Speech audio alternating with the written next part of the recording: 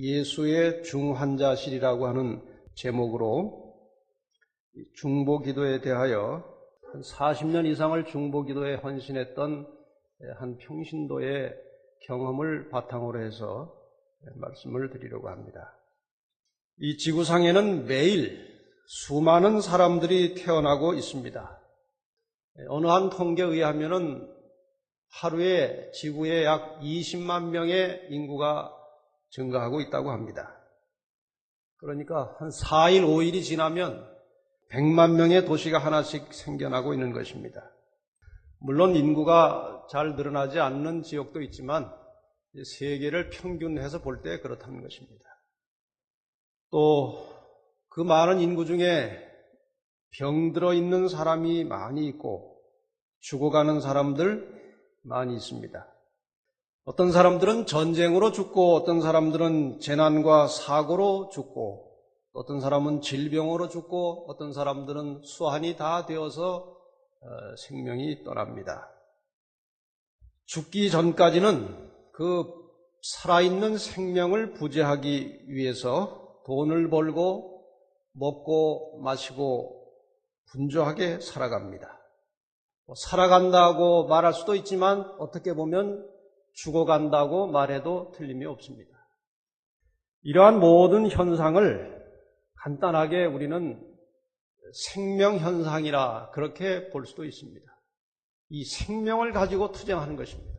이 살아있는 동안에 이 생명을 어떻게 더 연장할 수 있을지, 이 생명을 어떻게 즐길 수 있을지, 이걸 가지고 사람들이 투쟁하고 살아가고 있는 것입니다.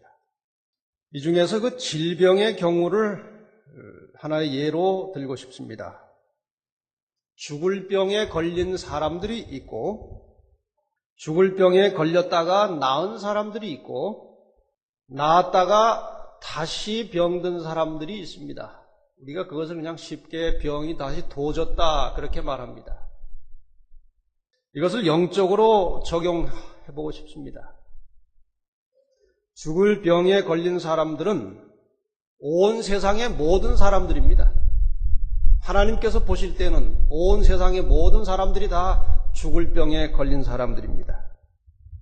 왜냐하면 죄의 삭은 사망이라고 했기 때문에 그렇습니다. 그 다음에 죽을 병에 걸렸다가 나은 사람들이 있습니다. 어떤 사람들일까요? 예수님의 말씀을 듣고 하나님을 믿음으로 살게 된 사람들이 있습니다. 이런 사람들은 육적으로 비유하자면 죽을 병에 걸렸다가 나은 사람들입니다. 그럼 아까 세 번째 또 어떤 부류가 있었습니까? 나았다가 다시 병든 사람들은 어떤 사람들일까요? 예수를 믿지만 구원은 받았지만 한때 그 믿음을 잘 유지하지 못해서 마침내 신앙을 저버린 사람들은 죽을 병에서 나았다가 다시 도진 사람들입니다. 우리가 영적으로 살아있는지, 끊임없이 우리의 생활 속에 영적인 삶이 작용하고 있는지를 어떻게 확인할 수 있을까요? 내가 예수를 믿고 구원을 받았다고 확신을 하고 있는데 그것이 그냥 내 생각인지 하나님 보시기에도 정말 구원받은 사람인지를 어떻게 확인할 수 있습니까? 한 4가지 현상을 체크해 보면 되지 않을까 생각이 됩니다. 첫째로, 계속해서 하나님의 말씀, 생명의 말씀을 듣고 보고 살고 있느냐? 하나님의 말씀을 듣지 않고 하나님의 말씀을 보지 않으면 도무지 갑갑하고 정말 힘들어서 살 수가 없을 정도인가? 그 다음에 두 번째, 계속해서 날마다 하나님께 기도하면서 하나님과 교제하면서 살고 있는가? 정말 살아있는 신앙을 가지고 살아있는 그리스도인이라면 하나님과 끊임없는 교제가 지속적으로 일어나고 있어야 한다는 말입니다.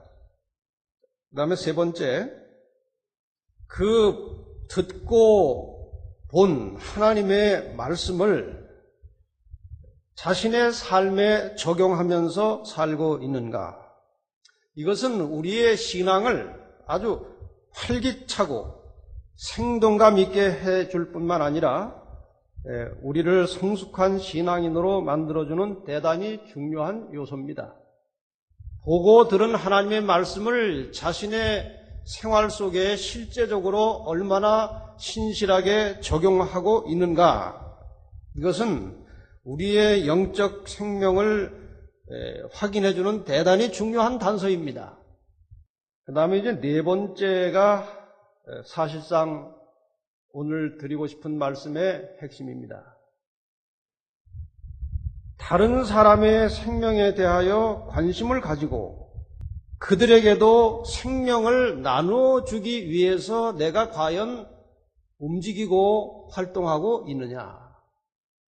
아무리 교회 출석을 잘하고 성경 지식이 많고 신앙 경력이 오래되었어도 다른 사람들을 영원한 생명으로 인도하는 이 선교적 관심과 실제적 활동이 없으면 영적 삶에 많은 부작용들이 일어나게 됩니다.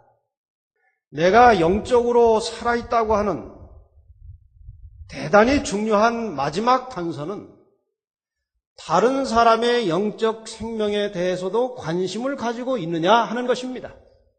건강한 그리스도인으로서 생존할 수 있는 방법은 좀 전에 말씀드렸듯이 다른 사람의 생명에 대하여 관심을 가지고 그들을 위해서 기도하면서 활동하는 것입니다. 이것이 영적 생존 원리입니다.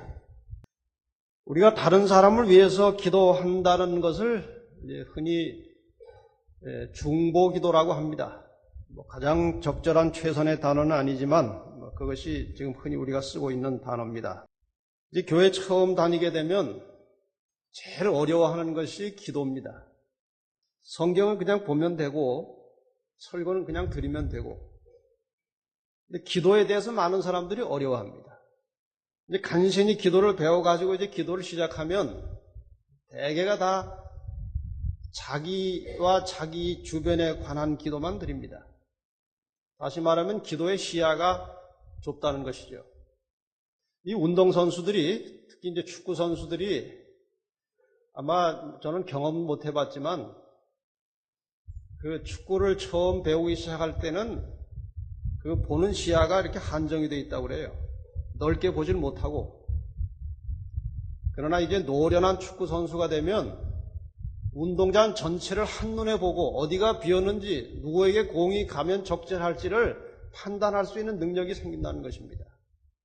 기도도 마찬가지로 이 초기의 기도 생활은 아주 시야가 좁아서 그저 근처 당장 일어나는 일에만 몰두하다가 이제 점점 성숙해지게 되면은 다른 사람을 위한 기도가 시작되어야 마땅합니다. 근데 어떤 사람들은 신앙생활한 지 10년, 20년이 지나도 허구한 날 자기하고 자기 식구들 위해서만 기도하고 더 이상 기도가 발전되지 않는 사람들이 많이 있는데 그렇게 되면 신앙이 그냥 그 자리에서 멈춰버리고 성숙해지지 않습니다. 이 관련된 성경절을 4절을 먼저 읽겠습니다. 고린도전서 10장 24절입니다. 누구든지 자기의 유익을 구치 말고 남의 유익을 구하라.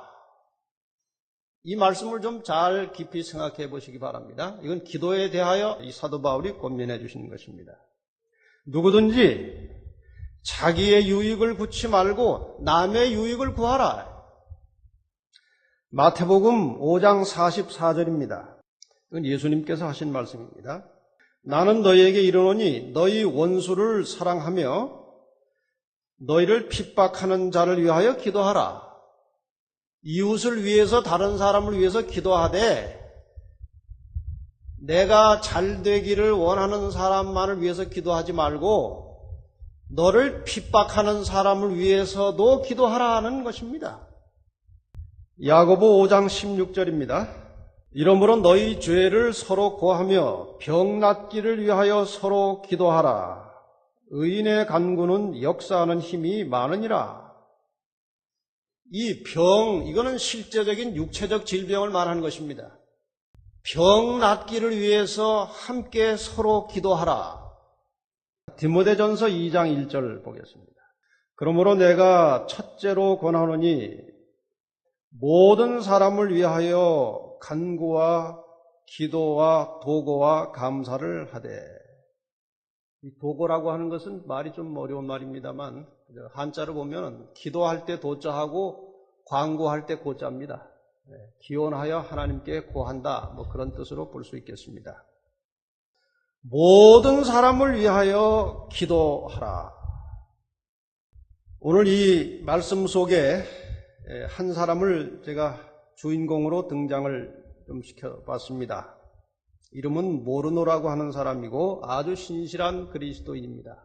그 직업은 전화번호부 광고 회사의 영업사원입니다. 그런데 이 사람이 건강하게 살다가 어느 날 갑자기 심장에 이상이 와서 호흡을 하기가 어렵게 되었습니다. 그래서 응급실을 거쳐서 중환자실에 들어갔습니다. 상태가 매우 심각하다는 사실을 본인이 알게 되었고, 그 중환자실에 들어갔을 때에 그 병동에 있는 모든 사람들이 한결같이 생명을 위해서 사투를 벌이고 있다는 것을 깨닫게 되었습니다. 그래서 이 사람의 느낌에 이 집이 사망의 집이구나 하는 느낌이 왔어요. 그 긴박한 상황 속에서 이 사람은 36시간이 흘러갔습니다. 36시간이 지난 다음에 약간 병세가 호전되었습니다. 그때까지는 산소 마스크를 쓰고 호흡을 했는데 이제는 그 산소 마스크 없이도 호흡을 할 수 있게 되었습니다. 그래서 하나님께 감사와 찬양을 돌렸습니다. 그렇게 지내던 어느 날 일요일 오후 시간에 갑자기 이 중환자실 분위기가 아주 이상하게 경직되고 있다는 사실을 깨닫게 되었습니다. 갑자기 여러 명의 환자들의 그 병세가 아주 악화되기 시작한 것입니다. 이전에 그런 일이 별로 없었던 것 같은데, 그래서 간호원들이 아주 초비상이 걸렸고, 그 간호원의 대표자 한 사람이 이제 의사들에게 연락을 해서 그 시간대에 그 병원에 있던 의사들이 총출동해서 중환자실로 모여들었습니다. 그래서 이 의사들이 전심을 다해서 치료를 해봤지만 별 뚜렷한 효과가 나타나지 않았고, 마침내 그 옆에 있던 한 사람이 심장 박동이 멎어서 다시 한 10분간 의사들이 몰려들어서 소생을 위해서 애를 썼지만 끝내 죽었습니다. 그래서 이 모르노라고 하는 사람이, 이 신실한 교인이 그 죽은 사람을 위해서 기도했습니다. 하늘에 계신 아버지, 나사로를 죽음에서 살리신 그 위대한 능력이 그 안에 있는 생명의 법의 전능으로 이 스미스 씨를 소생시켜 주십시오. 아주 간절하게 그를 위해서 기도했습니다. 자기도 죽어가는 환자였는데. 그런데 놀라운 기적이 일어난 것입니다. 그 스미스 씨가 갑자기 의식을 회복하고 살아났어요. 그리고는 아무 일이 없었다는 듯이, 아니 왜 내 주변에 사람들이 이렇게 많이 모여 있습니까? 나 밥 좀 주십시오. 그런데 그 한 사람의 소생으로 끝난 것이 아니고 이상하리만큼 그 병실의 환자들의 얼굴에 전에 없던 안정과 평화가 있었다는 것입니다. 간호원들도 그거를 느꼈고, 이 모르노 씨는 그 병실에 하나님의 임재하심을 감지할 수 있었다고 고백했습니다. 나중에 이 모르노 씨가 확인하고 알게 된 것인데, 바로 그 스미스 씨라고 하는 그 심장이 멎어서 죽은 지 10분이나 지난 후에 다시 깨어난 그 사건이 있었던 그날 그 시부터 그 중환자실의 환자들이 여러 사람이 병이 호전돼가지고 일반 병실로 옮겨졌다는 사실을 깨닫게 되었습니다. 듣게 되었습니다. 이 모르노 씨라고 하는 사람은 이런 경험을 수없이 하고 살아온 사람이에요. 그가 이제 기도할 때는 그런 마음으로 기도했다는 것입니다.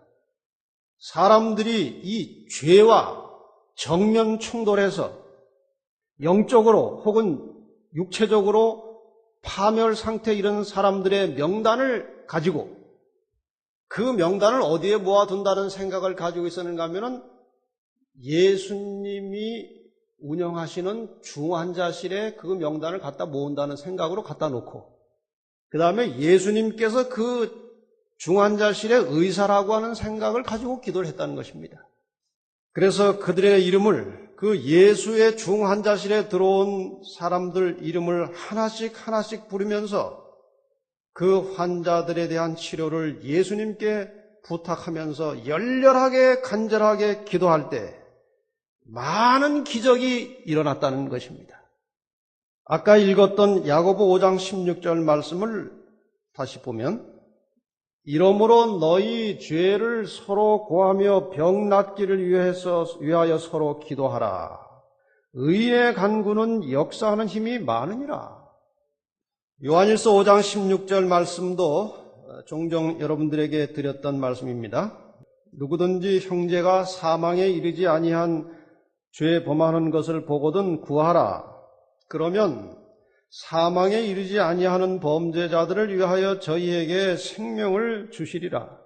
이 두 성경절은 우리가 영혼들을 위하여 사심없이 간절히 기도할 때에 하나님께서는 육체적 질병도 그리고 영적으로 죽어가는 사람의 그 영적인 생명도 하나님께서 다시 살려주신다는 약속입니다. 물론 이것이 하는 대로 100% 다 착착 된다는 조건은 아닙니다. 그러나 분명히 간구하는 사람의 의지와 하나님의 뜻이 일치할 때 병 낫는 일, 사람들이 영적으로 그 생명이 소생되는 일을 하나님께서 일으켜 주시겠다는 약속입니다. 여러분이 하나님의 말씀을 이전보다 더 확실하게, 확고하게 믿으시기를 바랍니다. 이 모르노 씨가 전화번호부 광고 회사의 영업사원으로 일하던 시절에 어느 자동차 수리업소를 찾아가서 광고를 이제 전화번호에 넣도록 이제 권장하러 갔습니다. 광고를 따라 간 겁니다. 그런데 이 광고 얘기를 꺼내니까 그 주인이 이제 문 닫고 다른 곳으로 이사할 예정이라 광고를 여기다 낼 수가 없습니다. 아니 이 회사가 꽤 잘 되는 공장인데 왜 이사를 가십니까? 이 정도면 뭐 얼마든지 오래 하셔도 괜찮은데.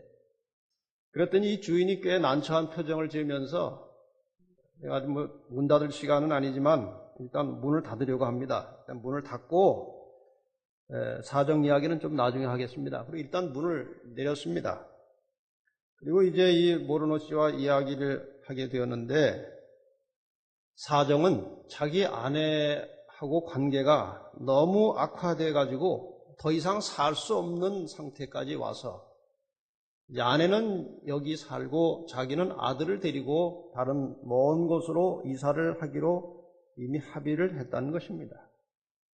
이 모르노 씨는 이미 이전에 중보 기도의 경험이 많이 있었기 때문에 순간적으로 이 두 사람을 위해서 기도해야 되겠다는 생각이 또 들었습니다. 그래서 사장님, 그 이사 결정을 2주 후에 하면 안 될까요? 2주만 한번 기다렸다가 그때 결정을 내려보시죠. 그러면서 제가 그 2주 동안에 당신과 당신의 아내를 위해서 집중적으로 기도할 테니까 2주만 연기를 해보시죠. 그랬더니 이 남자도 지금 자기는 그렇게 헤어지고 싶지 않은데 이 여자의 상태가 너무 악화돼가지고 이제 살 수가 없었기 때문에 다시 합치기를 원하는 마음이 어느 정도 있었습니다. 그래서 그렇게 한번 해보겠습니다. 그럼 2주 후에 제가 찾아뵐 테니까 그때 다시 만나서 결정을 하십시다. 근데 원래 이 영업사원의 활동 원칙 중에 상대방에게 정치 이야기나 종교 이야기는 하지 못하게 되어 있다고 합니다. 그리고 사생활에 관련된 이야기를 주고받는 것도 가급적 하지 않도록 되어 있는데, 이 사람은 워낙 이제 신앙인이고 늘 영적인 관념을 가지고 사업을 하다 보니까 그 영업사원의 원칙을 위반을 많이 했던 모양이에요. 그런데 그날 그 자동차 수리하는 그분과의 그 영적인 대담과 그런 어떤 신앙적인 이야기를 하고 나온 이후에 시간을 많이 뺐겠지만 그날 저녁 때까지 일을 했는데 최고의 영업 실적을 올리게 됐다는 것입니다. 이 사람은 늘 항상 그 회사에서 아주 탑 클래스의 사원이었습니다. 이것은 우리가 어떤 영역에서 무슨 사업을 하든지 하나님의 영적인 사업을 할 수 있다는 것입니다. 꼭 무슨 목회를 하거나 무슨 선교적 사업을 하지 않아도 우리의 평상시 모든 생활 현장에서 우리의 현재 가진 직업을 통해서 얼마든지 영적인 사업을 할 수 있다는 사실을 우리에게 가르쳐주고 보여주고 있는 것입니다. 그래서 우리는 어떤 일을 하든지 하나님께서 이 현장에서 나를 통해서 이루시고자 하는 일이 무엇인지를 늘 생각하면서 일할 때 하나님께서 지혜를 주시고 사람을 만나게 하실 것입니다. 이 모르노 씨는 그 후 2주 동안 아주 구체적으로 계획을 세워서 아침 일어나는 시간부터 시작해서 저녁 잘 때까지의 그 기도 시간 계획을 별도로 정해가지고 이 거의 파경의 이런 부부를 위해서 열렬하게 기도하기 시작했습니다. 믿음을 가지고 하나님께서 분명히 그 부부 관계를 다시 화목하게 해 주실 것이라는 믿음을 가지고 기도를 아주 열심히 아집없이 드리기 시작했습니다. 2주가 되었습니다. 어떤 일이 일어났을까요? 그 가정에 다시 찾아갔습니다. 그런데 놀라운 결과가 나온 것입니다.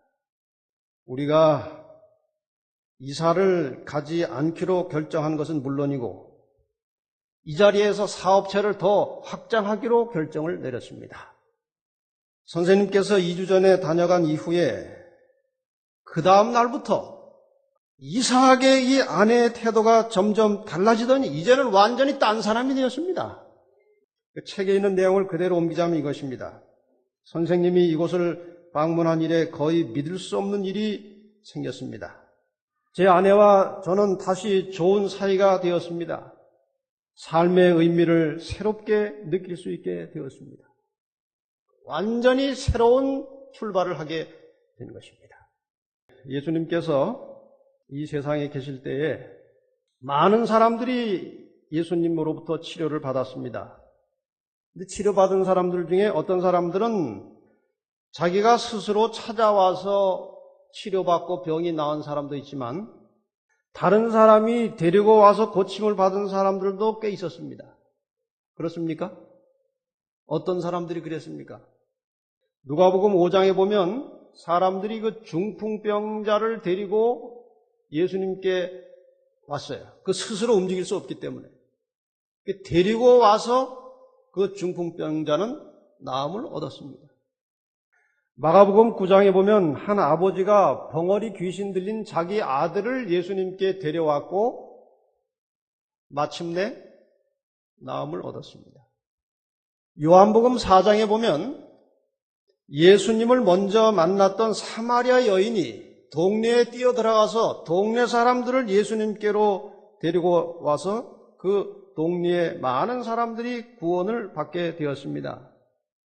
우리가 할 수 있는 일은 사람을 고치거나 구원할 수 있는 일이 아닙니다. 우리는 그 병들고 절망적인 상태에 있는 사람들에게 예수 그리스도를 소개하여 예수님께서 그들을 고치도록 안내하는 일을 우리가 해야 하는 것입니다. 왜냐하면 스스로 올 수 없는 사람들이 얼마나 많은지 모릅니다. 요한복음 4장 42절에 보면 그 사마리아 여인의 증언을 듣고 예수님께 나와서 구원을 받은 사람들이 이런 말을 합니다. 그 여자에게 말하되 이제 우리가 믿는 것은 내 말을 인함이 아니니 이는 우리가 친히 듣고 그가 참으로 세상의 구주신 줄 알미니라 하였더라. 이 사마리아 여인이 그 동네 사람들에게 구원을 준 게 아니고 구원자이신 예수께 데려왔을 뿐이고 소개했을 뿐입니다. 그런데 오늘날 많은 그리스도인들이 착각하고 있는 것은 자기의 기도의 능력으로, 자기의 열정으로 사람들이 낫기도 하고 교회를 온다고 생각하는 사람들이 많이 있습니다. 말로는 하나님의 은혜라고 생각하고 하나님의 뜻이라고 생각하면서도 실제 자기의 마음의 속에 진정한 동기는 꼭 자기가 무엇을 한 것처럼 착각하고 있기 때문에 더 이상 큰일이 일어나지 않은 채 끝나버립니다.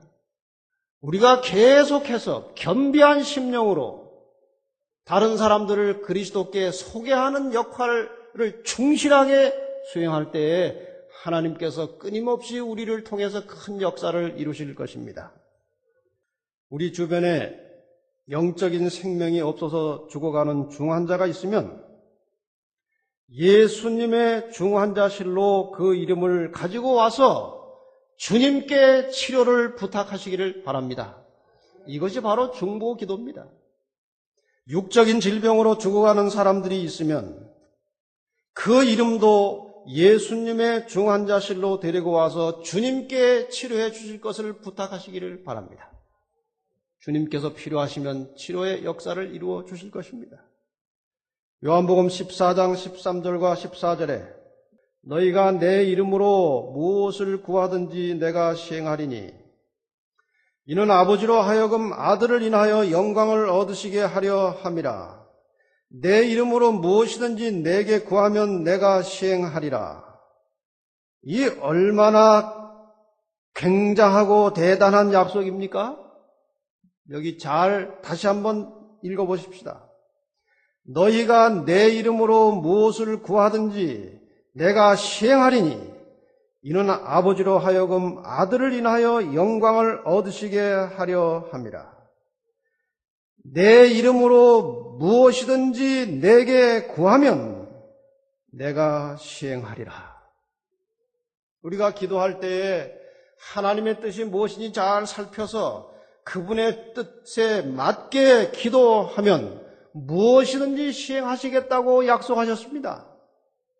그런데 중요한 것은 이 모든 것을 시행하는 궁극적인 목적은 하나님이 영광을 얻으시게 하기 위함이라고 말씀하셨습니다.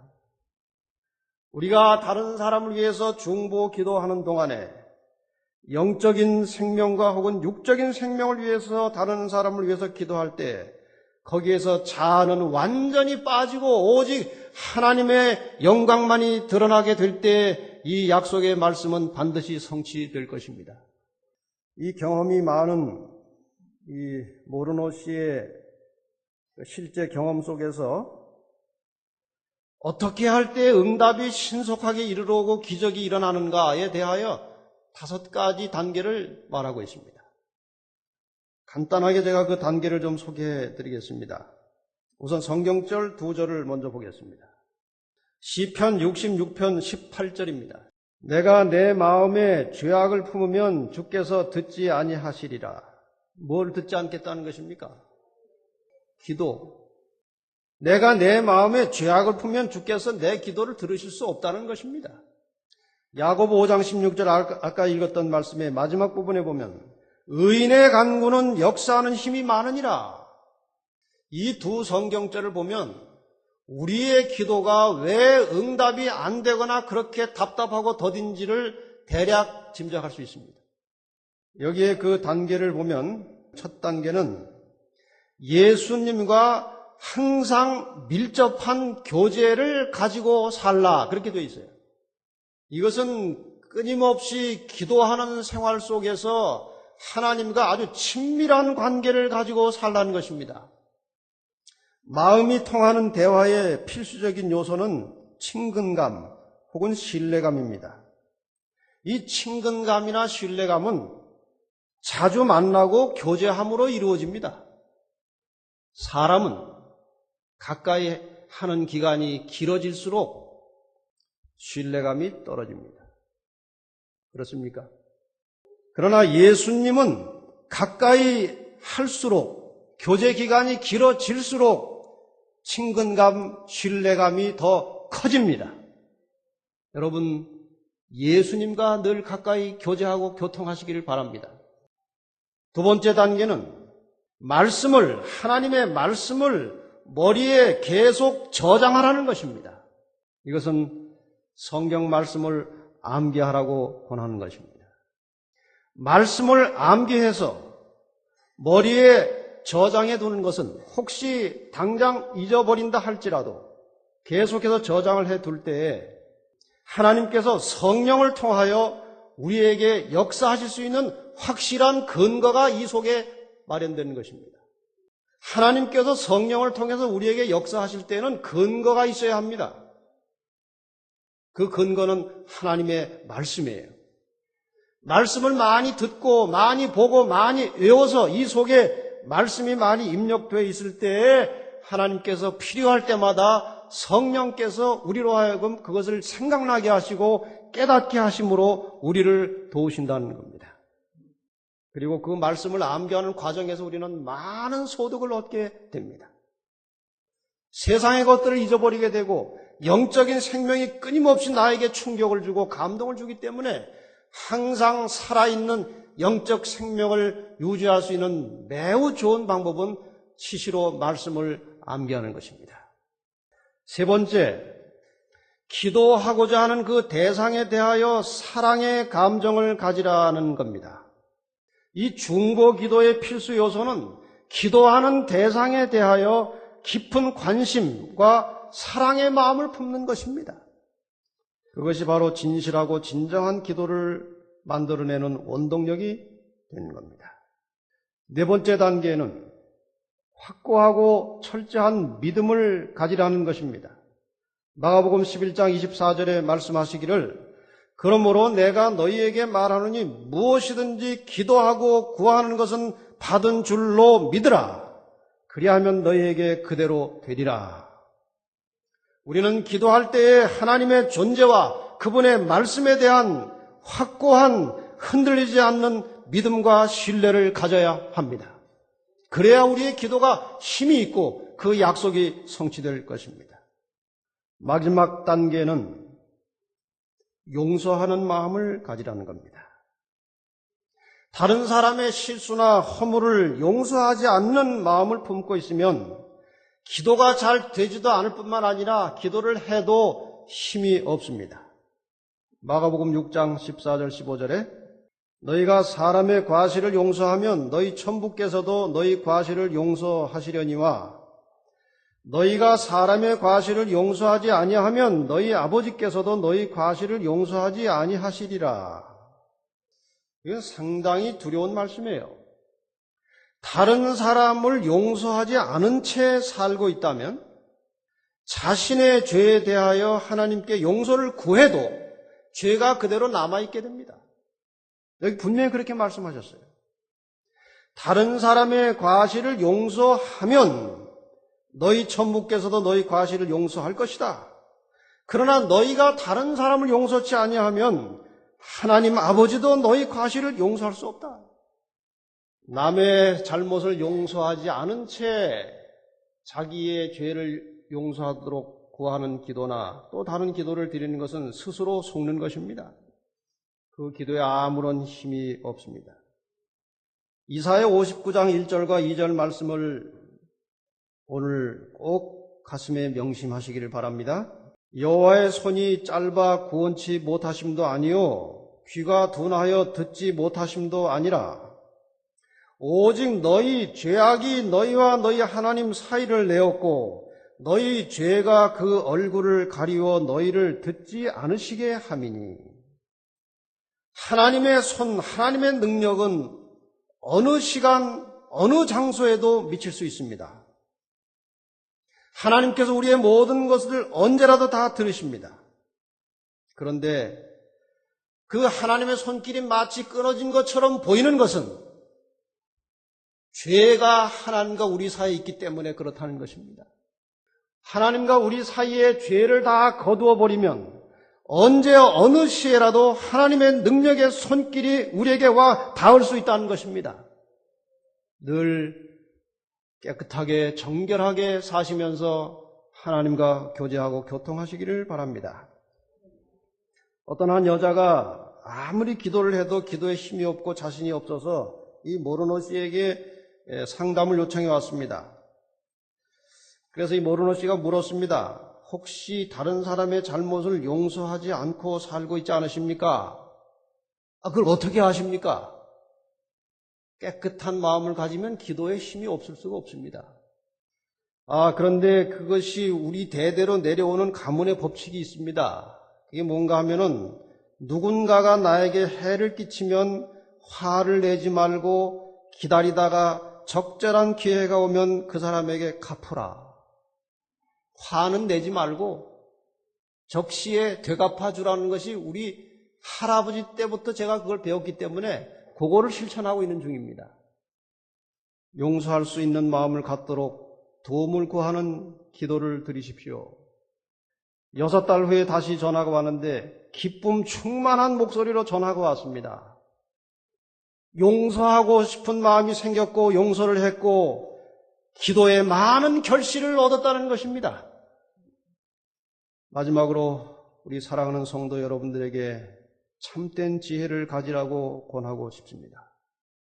사람의 생명이 위태롭게 되는 긴급한 상황이 오면 그것을 해결하기 위해서 즉시 활동을 시작합니다. 생명이 위태롭게 되면 어떤 일이라도 시작합니다. 돈이 얼마가 들든지 시간이 얼마나 소요되든지 상관없이 돈이 없으면 빚을 내고 시간은 얼마든지 거기에 투자를 합니다. 한 달도 좋고 2달도 좋고 1년이라도 병원에 입원해 있을 수 있고 통원 치료할 수도 있습니다. 생명에 긴급한 상황이 발생하면 그렇게 합니다. 그런데 사람이 미련해가지고 영적인 죽음의 상태에 대해서는 별로 긴박감을 느끼지 못합니다. 자신의 영적인 죽음이나 다른 사람의 영적인 죽음에 대해서 별로 깊은 관심을 갖지 않습니다. 육적인 질병을 회복하기 위해서 의사가 처방해 준 약은 꼬박꼬박 챙겨서 잘 먹습니다. 그러나 영적인 죽음을 방지하고 생기 있는 그리스도인의 영원한 삶을 위해서 목사가 하는 말은 한 귀로 듣고 한 귀로 흘려버립니다. 원래 이 귀 2개가 일로 듣고 일로 나가는 게 아니고 일로 같이 이쪽에서 하든 저쪽에서 하든 좋은 말들을 들어서 여기다 이제 저장을 해두라는 거예요. 근데 사람들이 죄를 범하면서 이 구조 변경을 했어요. 구조 변경. 말을 잘 듣질 않아요. 좋은 말인데도. 당장 급한 일에만 매달려 살지 말고 참된 지혜를 가지고 영적인 생존을 위해서 깊이 생각하시기를 바랍니다. 이것이 더 중요한 것이에요. 육적인 생명은 살아봐야 100년입니다. 길게 살아야 100년이에요. 그거 보존하려고 그렇게 애쓰는 노력을 이 영적인 생명 보존에 쏟는다면 그것이 아마 육적인 건강까지 책임질 것입니다. 왜냐하면 영적인 건강과 육적인 건강이 절대로 무관한 것이 아닙니다. 우리가 하나님의 말씀을 잘 듣고 그것을 마음에 받고 그 말씀을 순종하고 실천하고 살 때에 자동적으로 우리의 육신은 건강하게 되어 있는 것입니다. 이것이 하나님께서 창조의 섭리 속에 둔 하나의 원리고 섭리인 것입니다. 귀찮고 힘들고 시간 아깝다고 생각하는 사람들도 물론 계실 겁니다. 그러나 이것이 나의 영적 생존과 직결되어 있다는 생각을 가지시고 모든 교인들이 이 교회에 이 기도하는 운동에 적극 협력하고 동참해 주시기를 바랍니다. 개인의 신앙과 교회에 전에 없이 놀라운 영적 부흥의 역사가 일어나게 되기를 간절히 바라면서 말씀을 마치겠습니다.